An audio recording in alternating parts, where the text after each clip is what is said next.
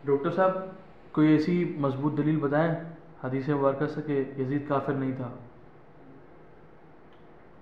دیکھیں بھائی، ہم کوئی یزید کے حمایتی نہیں ہیں اور نہ ہی ہمیں یزید سے کوئی محبت ہے۔ یزید ہماری طرف سے بھاڑ میں جائے، جہنم میں جائے، ہمیں کوئی فرق نہیں پڑتا، ٹھیک ہے نا۔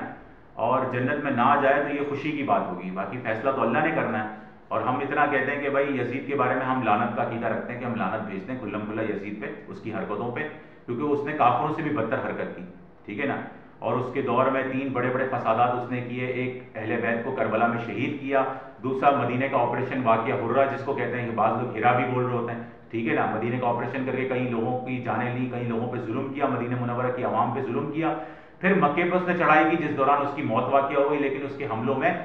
کعبۃ اللہ کی دیواریں بھی ٹوٹ گئیں، ٹھیک ہے نا۔ تو یہ اس کے دور کے جو ہے وہ بدترین جو ہے معاملات ہیں جو اس نے اپنے دور میں کیے، ٹھیک ہے نا۔ یہ حادثات پیش آئے اور یہ اس کی مرضی سے آئے سارے معاملات۔ تو بہرحال یزید تو لعنتی ہے آدمی ہے، یزید جو ہے وہ لعنتی آدمی ہے، لیکن یہ ایک الگ موقف ہے، ایک الگ بات ہے کہ اہل سنت میں ہم نے نہیں دیکھا کہ ایک آدھ شخصیت کو چھوڑ کر اہل سنت کی زیادہ تر لوگ جو ہے وہ یزید کو مسلمان ہی مانتے ہیں۔ مطلب بھائی جہنم میں جا سکتا ہے مسلمان، لیکن اس نے، ہم یہ کہتے ہیں کہ بھائی اس کے مسلمان ہونے کی دلیل میں بیان کر رہا ہوں، لیکن صحیح ہے نا، لیکن میں یہ نہیں بول رہا کہ وہ کوئی مومن تھا یا وہ بڑا اچھا آدمی تھا، میں تو یہی کہہ رہا ہوں کہ وہ لعنتی شخص تھا۔ لیکن مسلمان ہونے کے لیے جو مین اس کی دلیل ہے وہ میں بیان کر رہا ہوں بخاری شریف سے۔ بخاری شریف میں کتاب الفتن میں جائیں گے آپ تو وہاں سے میں ایک حدیث کوٹ کروں گا، آپ کو بتا رہا ہوں ابھی حدیث میں وہ ایک واقعہ بتا رہا ہوں جس سے ثابت ہوتا ہے کہ یزید کافر نہیں تھا۔ لیکن ہمارا بولنے کا قطعیاً میرا مطلب نہیں ہے کہ یزید کی میں حمایت کر رہا ہوں یا میں اس کو اچھا کہہ رہا ہوں یا میں کہہ رہا ہوں کہ وہ جنتی ہے۔ یہ سب چیزیں کرنا ناجائز ہے، اور جو لوگ بھی اس کو جنتی کہتے ہیں یا مومن کہتے ہیں وہ بہت بڑا ظلم کرتے ہیں، ان کو ایسا نہیں کرنا چاہیے اور وہ بھی اپنے گناہوں میں اضافہ کرتے ہیں، ٹھیک ہے۔ تو یہاں پر میں نے آپ کو بتایا کتاب الفتن صحیح بخاری میں یہ حدیث مبارکہ موجود ہے، اور اس میں جو ہے وہ حضرت ابن عمر رضی اللہ تعالیٰ عنہ نے اپنے ساتھیوں اور لڑکوں کو جمع کیا اس وقت جب مدینے پہ، یعنی جب اہل بیت کو شہید کر چکا تھا کربلا کے اندر یزید، ٹھیک ہے نا، اپنی فوجیں بھیج کر کربلا کا سانحہ اور حادثہ پیش آ چکا تھا۔ اس کے بعد جب مدینے کے مسلمانوں نے یزید کے خلاف جو بغاوت کی، یزید کے خلاف اٹھ کھڑے ہوئے، بیت جو تھی وہ یزید کی توڑ دی، اور مدینے کے مسلمان جب یزید کے خلاف کھڑے ہوئے تو اس پر یزید نے جو مدینے والوں پر چڑھائی کی اس کو واقعہ حرہ کہتے ہیں۔ تو اس صورت میں جو اس نے فوج بھیجی تھی تو اس دوران حضرت عبداللہ بن عمر رضی اللہ تعالیٰ عنہ نے اپنے ساتھیوں اور اپنے گھر کے لوگوں کو جمع کیا، اپنے لڑکوں کو جمع کیا، بیٹوں کو،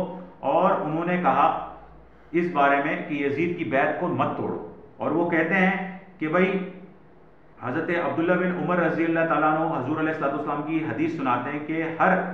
حضور علیہ الصلوۃ والسلام فرما رہے ہیں، یعنی حضور کی وہ حدیث کوٹ کر رہے ہیں کہ ہر دغاباز کے لیے قیامت کے دن ایک جھنڈا کھڑا کیا جائے گا، بے شک ہم نے اس شخص کے ہاتھ پر اللہ اور اس کے رسول کے لیے بیعت کی۔ اب وہ خود کہہ رہے ہیں کہ بھائی ہم نے یزید کے ہاتھ پہ جو بیعت کی ہے، یزید کو جو خلیفہ مانا، وہ اللہ اور اس کے رسول کے خاطر ہم نے مانا تھا، ٹھیک ہے نا۔ مجھے معلوم نہیں کہ اس سے بڑھ کر اور کوئی دھوکے بازی ہو کہ کسی شخص سے لڑنے کے ٹھانی جائے، اور مجھے نہیں معلوم کہ تم میں سے جو شخص اس کی بیعت توڑے گا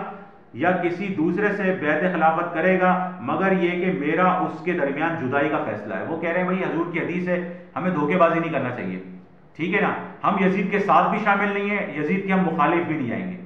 ٹھیک ہے نا۔ اگر عبداللہ بن عمر رضی اللہ تعالیٰ عنہ کا یہ عقیدہ ہوتا کربلا کے واقعے کے بعد کہ بھائی یزید تو اب اہل بیت کو شہید کر کے کافر ہو گیا، تو عبداللہ بن عمر رضی اللہ تعالیٰ عنہ بھی بیعت کو توڑ دیتے اور یزید کو کافر ڈکلیئر کرتے۔ انہوں نے یہ کہا کہ بھائی میں یہ حضور کی حدیث سنائی اپنے گھر والوں کو، اپنے لوگوں کو کہ بھائی دیکھو ہم نے دھوکے بازی نہیں کرنی، ہم نے جو بھی اس سے بیعت کی تھی وہ اللہ اور اس کے رسول کے خاطر بیعت کی تھی۔ اب جو معاملات ہو رہے ہیں اس معاملات سے ہم کنارہ کشی اختیار کریں، نہ ہم اس کے خلاف کھڑے ہوں اور نہ ہم اس کی حمایت کریں۔ تو ان کا کہنا یہی ہے، اور کہا کہ اگر تم اس کی مخالفت کرو گے، اس کی بیعت توڑو گے، یا تم کسی اور کو خلیفہ اس کے مقابلے میں مان لو گے، یزید کے مقابلے میں، تو ایسی صورت کے اندر جو ہے عبداللہ بن عمر رضی اللہ تعالیٰ عنہ کی اپنی ایک رائے تھی، ان کا کہنا ہے کہ ایسے شخص سے پھر میں اپنے خاندانی تعلقات توڑ دوں گا، میں اس سے معاملہ جدا کر لوں گا اگر وہ ایسی کوئی حرکت کرے گا، حضور کی حدیث کے خلاف جائے گا۔ اس سے مطلب یہ نہیں ہے کہ عبداللہ بن عمر رضی اللہ تعالیٰ عنہ نے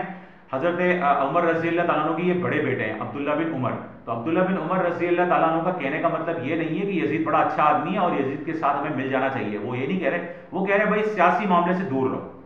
ٹھیک ہے نا، کسی معاملے میں الجھو مت، اور کسی معاملے میں پڑھو مت. وہ یہ انہوں نے اپنے گھر کے لوگوں کو, اپنے ساتھیوں کو یہ سمجھایا, اور حضور کی حدیث انہوں نے کوٹ کی, ٹھیک ہے نا, یہ ان کی اپنی رائے تھی, ٹھیک ہے, لیکن کہنے کا مطلب ہے کہ ہم اس سے یہ چیز ثابت ہوتی ہے, اور یہ مین اور سب سے مضبوط دلیل ہے کہ یزید کے کافر نہ ہونے پہ,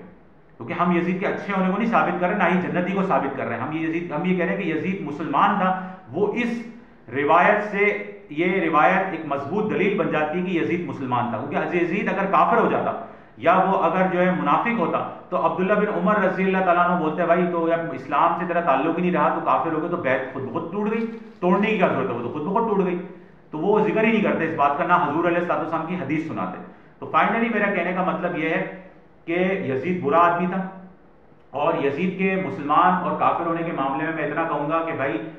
جو لوگ اس کو کافر کہتے ہیں یہ بات درست نہیں ہے, اور جو لوگ اس کو جو ہے کیا کہتے ہیں جنتی کہہ رہے ہوتے ہیں وہ لوگ بھی غلط ہیں, جو لوگ کہہ رہے ہوتے ہیں مغفرت شدہ ہے یہ بھی سب غلط کہہ رہے ہوتے ہیں. اس کی کوئی دلیل نہیں ہے, اور یہ بھی بات کی دلیل نہیں ہے کہ کوئی شخص اگر یزید کو کافر بولے